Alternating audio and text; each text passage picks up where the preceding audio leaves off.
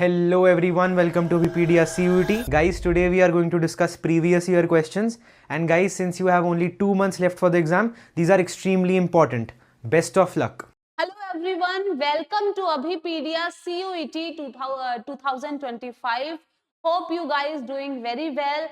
आज के इस लेक्चर में हम प्रीवियस ईयर क्वेश्चंस को ही डिस्कस करने वाले हैं. इससे पहले वाले अगर जो लेक्चर्स आपने नहीं देखे हैं तो उन लेक्चर्स को जरूर देख लेना, क्योंकि बहुत ही important to the point exam के पॉइंट ऑफ व्यू से हम क्वेश्चंस लेके आए हैं.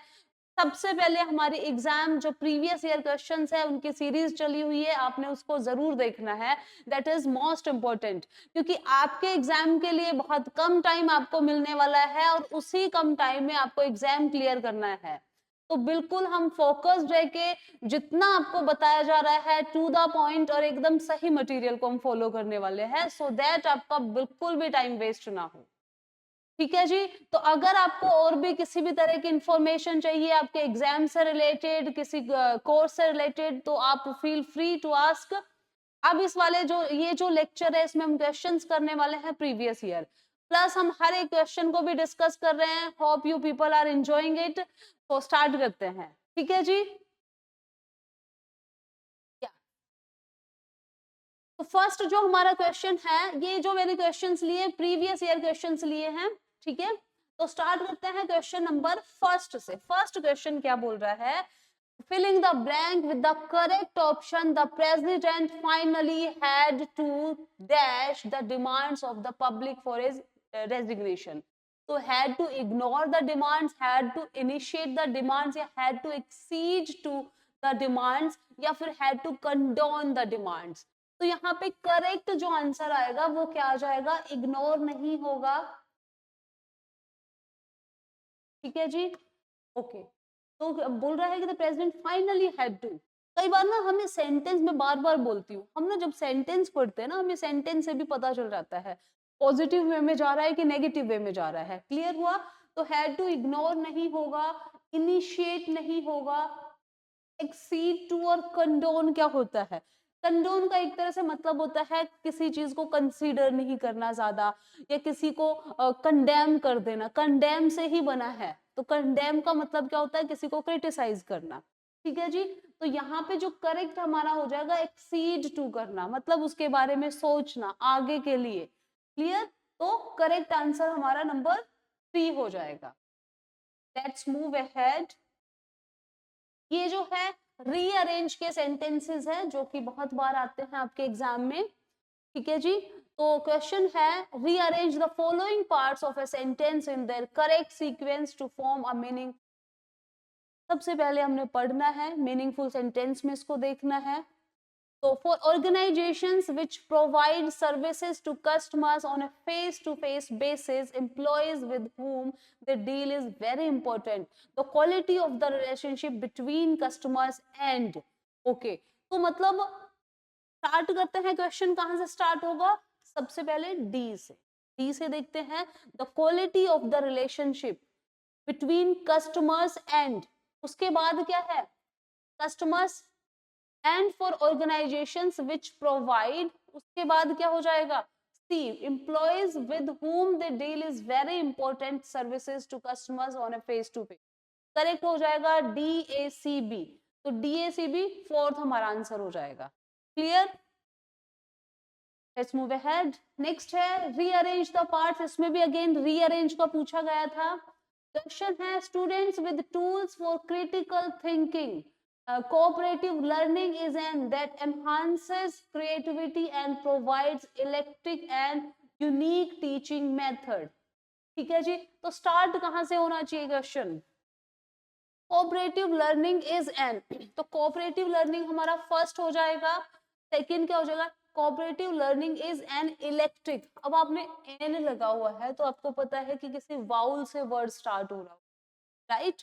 तो कोऑपरेटिव लर्निंग इज एन, तो वाउल से कौन सा स्टार हो रहा है? इलेक्ट्रिक.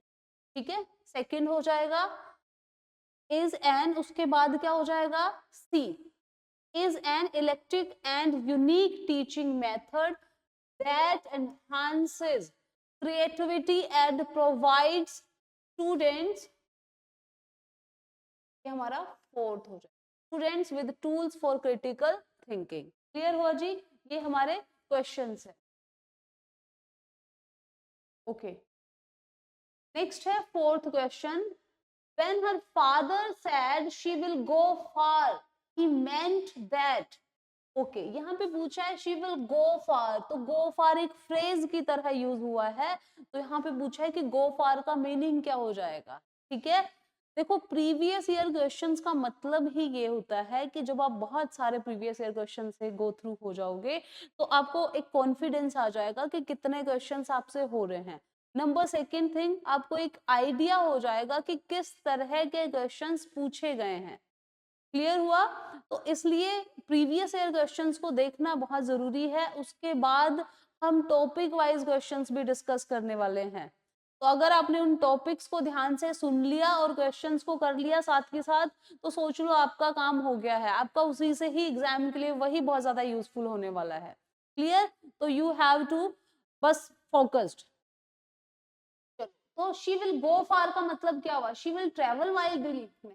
हम ऐसे तो बोलते हैं अरे she will go far, she is brilliant, हम बोलते हैं ना बहुत दूर तक जाएगा ये। तो दूर तक का मतलब क्या है? दूसरी कंट्री में चला जाएगा? नहीं ना। She will achieve great heights in life, she will go too far one of these days, तो मतलब ये तो एलिमिनेट ही कर दे। She will settle in a far off place, नहीं ये भी नहीं होगा। तो फ्रेजेस में जो लिखा होता है मीनिंग वो नहीं होता है। ठीक है, उसको you have to read between the lines, आपको हिडन मीनिंग समझना पड़ेगा। तो शी विल गो फार का मतलब क्या हुआ? She will achieve great heights in life. Clear? Okay, let's move ahead. Next है कमांड। कमांड का सिनोनिम्स पूछा था, क्या हो जाएगा? लीड हो जाएगा, इंस्ट्रक्ट हो जाएगा, मैनेज हो जाएगा या सुपरवाइज हो जाएगा? तो लीड हो जाएगा कमांड का, लीड करना, कमांड करना। क्लियर? नेक्स्ट, नेक्स्ट है अक्यूज्ड। अक्यूज्ड का मतलब क्या होता है? गिल्टी, दोषी, उसको हम बोलते हैं अक्यूज्ड। ऑप्शन है इंडिकेटेड, इंडिसेटेड, इंड्यूस्ड या इंस्टिगेटेड। ठीक है जी, क्या हो जाएगा? इंडिकेटेड, इंडिसेटेड या फिर इंस्टिगेटेड। क्या होता है? उसने मुझे इंस्टिगेट किया। इंस्टिगेट करना क्या होता है? किसी को उकसाना। ठीक है, उस वाली सेंस में हम बोलते हैं ना कि उसने मुझे क्या किया है? इंस्टिगेट किया है। चलो नेक्स्ट है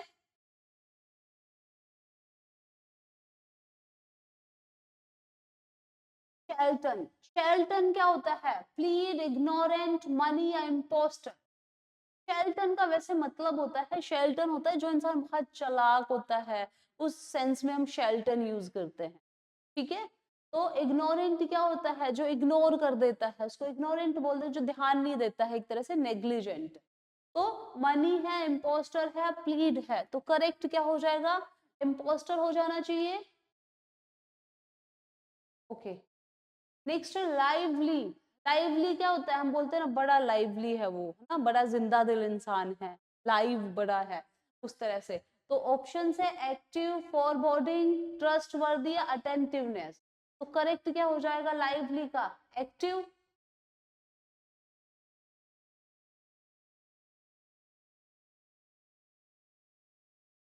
एक्टिव भी हम बोल सकते हैं ना, बड़ा लाइवली इंसान है, बड़ा जिंदा दिल जिंदगी उसको पता है किस तरह से जीनी है, सेंस में हम यूज करते हैं ना।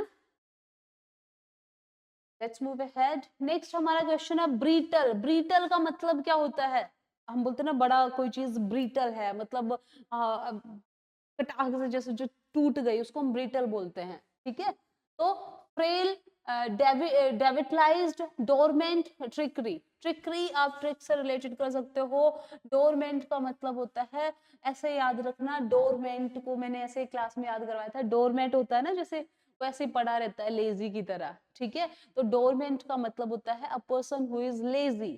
ठीक है, इनएक्टिव है जो, तो हम डोरमेंट बोलते हैं। तो डोरमेंट का मतलब क्या हुआ? लेजी। ठीक है, ओके। ब्रीटल का मतलब क्या हुआ? फ्रेल, मतलब वीक, कमजोर, जो आसानी से टूट जाए, इजीली ब्रेकेबल हो, उसको हम बोलते हैं ब्रीटल। ठीक है, जो एकदम से टूट जाए उसको हम ब्रीटल बोलेंगे। Let's move ahead. नेक्स्ट है कन्वर्जेंट। कन्वर्जेंट का मतलब क्या होता है? ऑप्शन है मर्सीलेस, डिटेस्ट, फैमिलियर या इनएजुकेट। ठीक है जी, तो सिनोनिम ही चल रहे हैं, अभी सिनोनिम ही पूछा गया था कन्वर्जेंट का। तो मर्सीलेस तो क्या हो गया, दयाहीन, मतलब जिसके मन में बिल्कुल भी दया ही नहीं है, मर्सी नहीं है, उसको मर्सीलेस बोलेंगे। डिटेस्ट का मतलब होता है किसी को हेट करना, किसी को डिसलाइक करना, किसी से नफरत करना, उसको हम क्या बोलेंगे, डिटेस्ट बोलेंगे। क्लियर? ओके। इनएजुकेट मतलब इनअप्रोप्रिएट, जो चीज सही नहीं है हम बोलते हैं इनएजुकेट है ये। Clear?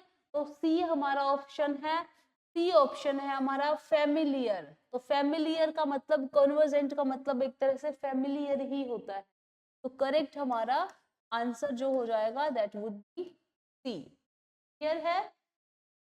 Yes, move ahead. Next है लीनियंट। लीनियंट का मतलब क्या होता है, कंपैशनेट, पोलाइट, फोरबियरिंग या फ्लैटर। ठीक है जी, तो लीनियंट का मतलब क्या होता है, उसने बड़ी लीनियंसी मेरे साथ की। लीनियंसी मतलब क्या होता है, एक तरह से दयालुता हम बोल देते हैं ना। तो कंपैशनेट हो गया, पोलाइट हो गया, पोलाइट हम बोल सकते हैं, फॉरबियरिंग हो गया, बेयरिंग से रिलेटेड आप बोल सकते हो। ठीक है, पेशेंस से रिलेटेड होता है फॉरबियरिंग का मतलब। फ्लैटर क्या होता है, फ्लैटरिंग करना। ठीक है, नेक्स्ट पर्टिनेंट क्या होता है, इंपॉर्टेंट, इनडायरेक्ट या रेलेवेंट। ठीक है जी, सबसे पहले अपने वर्ड्स को ध्यान से पढ़ना है। क्लियर है जी? तो हमारा जो वर्ड है पर्टिनेंट, इसका मतलब क्या हुआ,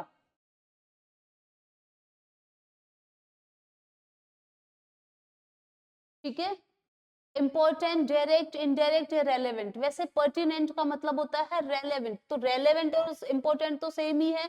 इसका मतलब सुटेबल भी हो सकता है, अपोजिट भी हो सकता है। ठीक है, तो करेक्ट क्या हो जाएगा, रेलेवेंट हो जाना चाहिए उस हिसाब से। ठीक है जी, okay, let's move ahead.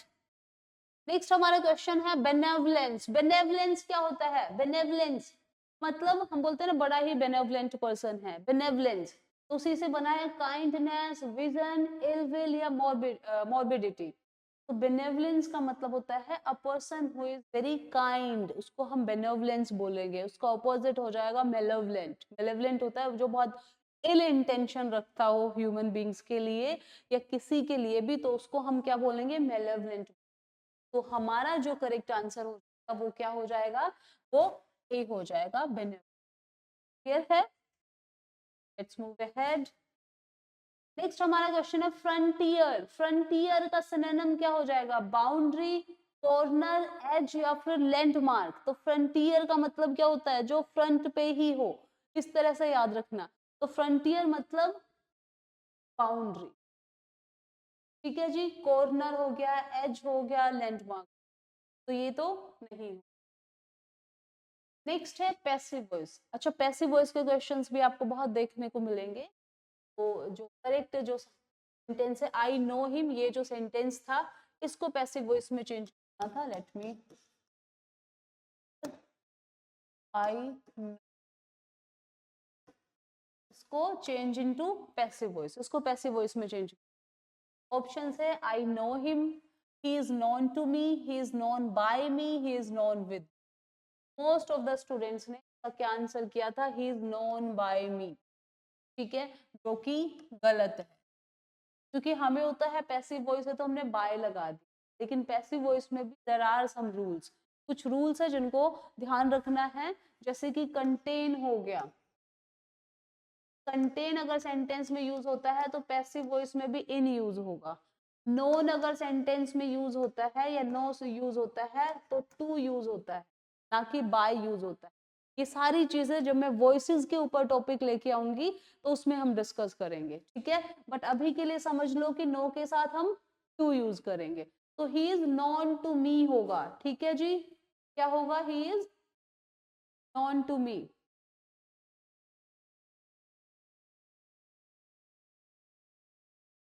He non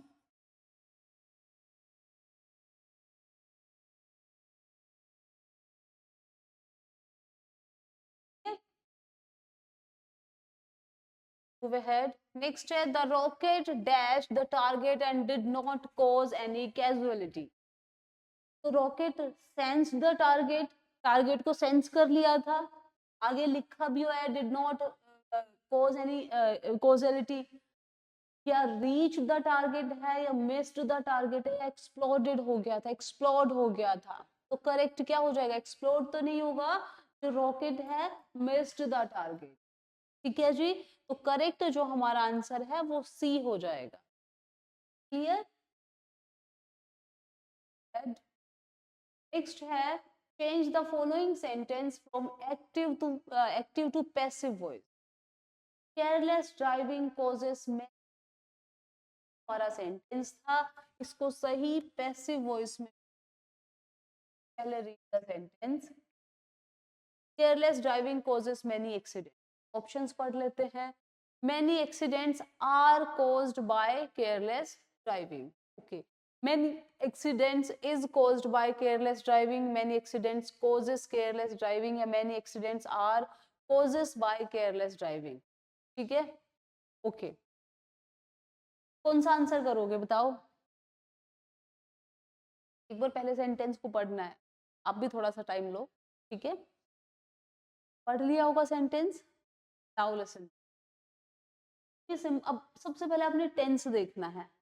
careless driving causes many accidents, causes आ गया मतलब सिंपल प्रेजेंट टेंस है। बहुत ही अच्छे से इसकी बताती हूँ कि जब भी सिंपल प्रेजेंट में होगा तो अगले वाले टेंस की हेल्पिंग वर्ब कैरी करेगा। अगला टेंस कौन सा होता है, कॉन्टिन्यूअस। कॉन्टिन्यूअस की हेल्पिंग वर्ब क्या होती है, इज, एम, आर। जब भी पैसिव वॉइस होगा वर्ब की थर्ड फॉर्म तो लगेगी ही लगेगी, प्लस बाय भी लगेगा। Subject will become object, object will become subject, इस तरह से हो जाता है। तो मैनी एक्सीडेंट्स हमारा सब्जेक्ट बन जाएगा। मैनी एक्सीडेंट्स प्लूरल है तो इज आएगा कि आर आएगा, आर आएगा। देखते हैं कौन से वाले ऑप्शन में है, इसमें भी आर है, इसमें भी आर है, बट यहाँ पे लिखा है many accidents are causes by careless driving, लेकिन मैंने अभी बताया कि वर्ब की थर्ड फॉर्म यूज होगी, तो क्या हो जाएगा, many accidents are caused by careless driving. Correct जो हमारा आंसर हो जाएगा that would be A. Clear? Hope this is clear to everybody. Now let's move ahead. Next है हमारा 18th क्वेश्चन। ठीक है जी, 18th क्वेश्चन है choose the option which best expresses the given sentence in direct speech. I said to Bob can you complete this work by tomorrow. ये indirect speech है। Indirect speech क्या होती है, एक बार पढ़ना है। Sentence express the given sentence in direct speech, और change करना है हमने। I said to Bob, can you complete this work by tomorrow। ठीक है जी, तो करेक्ट क्या बन जाएगा, I asked Bob whether he could complete this work by the next day। I asked Bob whether he complete this work by tomorrow। I asked Bob whether he could complete that work by the next day, या I asked Bob whether he could complete that work by the next day। अब इसमें कुछ keywords पकड़ते हैं, हो सकता है आपको सारे ऑप्शन ही एक जैसे लग रहे हो, लेकिन आई एम श्योर आपने 12th में पढ़ा होगा थोड़ा बहुत, तो डायरेक्ट इनडायरेक्ट स्पीच। यहाँ पे लिखा है said to Bob can you complete this work by tomorrow। अब can किस में चेंज हो जाता है, could में, पता है। बाय टुमारो किस में चेंज हो जाएगा, बाय नेक्स्ट डे। ये कितनों ये भी देख, ठीक है। दिस डे किस में चेंज हो जाएगा, that day. This work that work में चेंज, ठीक है ना। डायरेक्ट इनडायरेक्ट का मतलब समझ रहे हो ना, मैं आपसे कुछ बता रही हूँ ये डायरेक्टली है, कल को आप किसी को बता रहे होंगे कि मैम ने ऐसे पढ़ाया था या मैम ऐसे पढ़ाते हैं, वो क्या हो जाएगा, वो इनडायरेक्ट स्पीच हो जाएगी, समझ रहे हो ना। अब वो आप मेरी वर्डिंग किसी और को बता रहे हो या मेरे बारे में किसी और को बता रहे हो, तो अब वो क्या हो जाएगी, इनडायरेक्ट स्पीच हो जाएगी।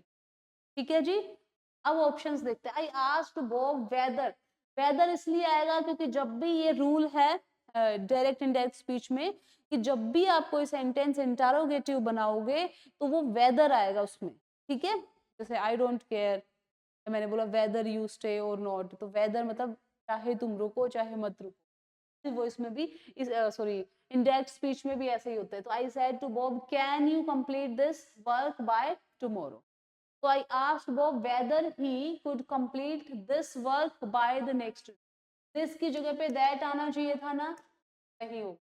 आई asked Bob whether he could complete this work by tomorrow, ये भी नहीं, ठीक है जी। नेक्स्ट है, भी दिस आ गया ना, ये छोटे छोटे कीवर्ड से आप सेंटेंस सही कर लोगे। नेक्स्ट है आई asked Bob whether he could complete that work by the next day, ये मुझे करेक्ट लग रहा है। नेक्स्ट देखते हैं, I asked Bob whether he could complete that work by the next day. Okay, what is the difference in both sentence? that work by the next day, यहाँ पे भी ये लिखा है that work by the next day। okay, both are, I guess both are correct, दोनों में same लिखा हुआ है, ठीक है। तो करेक्ट क्या हो जाएगा, complete this work by tomorrow। तो asked Bob whether he could complete, ये भी करेक्ट है, by the next day, ये भी, ये शायद प्रिंटिंग कुछ में हुआ है, बट ये क्वेश्चन डिट्टो ऐसे ही था। तो I asked Bob whether he could complete that work by the next day, ये हमारा करेक्ट आंसर। क्लियर हुआ? Yes, let's move ahead. Next है, which of the following is closest in meaning to penitent? पेनिटेंट का मतलब क्या होता है? देखो ऑप्शन है रिमोर्सफुल, रिमोर्सफुल क्या होता है, रिमोर्स, रिमोर्स होता है बड़ा ही उदास सा, ठीक है, या उदास वाले, उदास फेस बना रखा है, उसको हम रिमोर्स बोलते हैं। बी ऑप्शन है अनबेस्ड, अनबेस्ड क्या होता है, बेस्ट सुना है ना, उससे बना है अनबेस्ड। सी ऑप्शन है पेशेंट, पेशेंट क्या होता है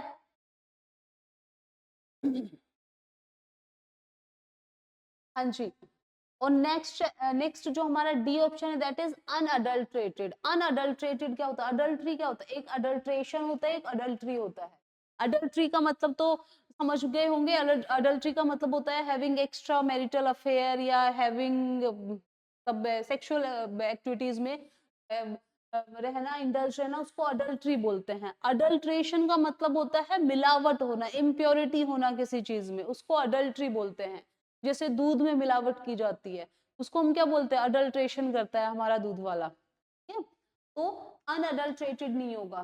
पेनिटेंट का मतलब क्या होता है, लेट्स सी, अनबैश्ड नहीं होगा, पेटेंट या पेशेंट नहीं होगा, सॉरी, और रिमोर्सफुल का मतलब ही क्या होता है, सैड, या जो चीज प्लेजेंट नहीं है, जो सही नहीं है, उसको हम बोलेंगे रिमोर्सफुल। क्लियर? तो ये हमारा करेक्ट आंसर हो जाएगा रिमोर्सफुल। क्लियर? चलो नेक्स्ट है, dash gift was promised to Neelam for her outstanding performance. A gift was promised to Neelam for her outstanding performance, या the gift was, an gift was, देखो an तो आएगा नहीं कि वाउल की तो हटा देते हैं, एनी भी नहीं आएगा क्योंकि गिफ्ट्स नहीं लिखा, ठीक है, और वर्ब भी आएगा फिर ये भी गलत हो जाता है, ये भी क्लियर हुआ। तो ये दोनों तो हमने एलिमिनेट। ऑप्शन है ए और द, ए आ सकता था, लेकिन यहाँ पे स्पेसिफिक गिफ्ट की बात हुई है, ठीक है, स्पेसिफिक गिफ्ट की बात हुई है। कैसे पता चला, क्योंकि लिखा हुआ है जो गिफ्ट प्रोमिस किया था, मैंने बोला the gift I promised, oh sorry I forgot the gift which I promised. समझ में आया, मतलब स्पेसिफिक गिफ्ट की बात की है कि जो गिफ्ट प्रोमिस किया गया था। क्लियर जी? तो फिर यहाँ पे क्या आ जाएगा, the gift was promised to Neelam for her outstanding performance. तो करेक्ट हमारा क्या हो जाएगा, बी हो जाएगा, ठीक है। यस,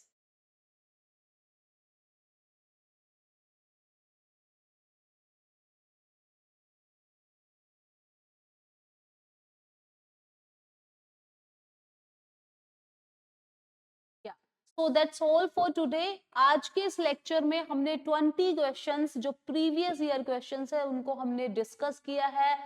फिर भी आपको किसी तरह का कोई डाउट है, आप पूछ सकते हैं। आपको पता है कि आपके एग्जाम में 50 क्वेश्चंस आएंगे इंग्लिश के लिए, और अब आपको 50 आउट ऑफ 50 क्वेश्चंस ही आपको अटेम्प्ट करने हैं। ठीक है जी। तो अब आपको थोड़ा सा, अगर इंग्लिश को आप बहुत ही फॉर ग्रांटेड ले रहे हो कि नहीं ठीक है हमें तो आती है, थोड़ा सा यू हैव टू बी असीडुअस, क्योंकि आपको पता है कि आपका जो बोर्ड के जो एग्जाम्स में जो इंग्लिश आने वाली है वो आपके CUET के एग्जाम से कंप्लीटली डिफरेंट है, क्योंकि यहाँ पे ग्रामर और वोकेबलरी को सबसे ज्यादा फोकस किया जाएगा। तो उस चीज पे भी आपने ध्यान रखना है। 20 क्वेश्चंस हमने आज क्लास में डिस्कस किए थे। रेस्ट जो 30 क्वेश्चंस है, अगर आप उनको भी सोल्व करना चाहते हो, अटेम्प्ट करना चाहते हो, तो आप हमारी वेबसाइट पे जा सकते हो। उस पे वेबसाइट पे जाके आप जो 30 क्वेश्चंस है उनको सोल्व कर सकते हो। So stay tuned. Thank you so much. Have a good day ahead. Thank you guys for watching it till the end. Do check out the link in the description for more content on CUET UG 2025. Best of luck.